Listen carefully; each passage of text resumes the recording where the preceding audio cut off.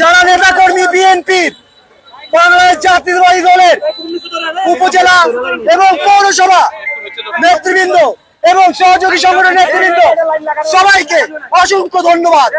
আমি একটি লিখিত বক্তব্য প্রতিবাদ হিসাবে আমি লিখে এনেছি আমাদের মিডিয়া ভাইদের জন্য। আসসালামু আলাইকুম। আজ আমরা এখানে এসেছি এক অনেক গুরুত্বপূর্ণ কারণে। এই প্রতিবাদ কোনো স্টেজ শো নয়, এই একটা ঘোষণা, এলাকার জনগণের ঘোষণা। এটা একটা সতর্ক বার্তা, এলাকার জনগণের সতর্ক বার্তা।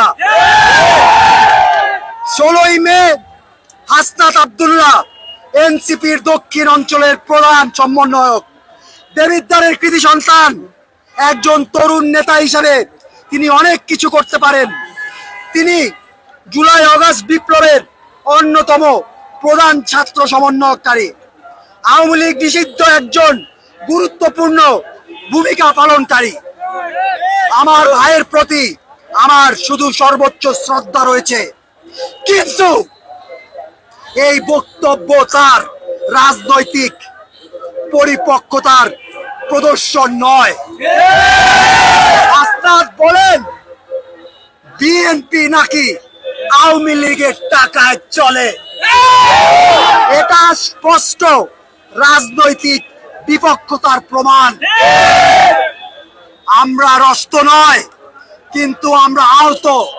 We are heartful.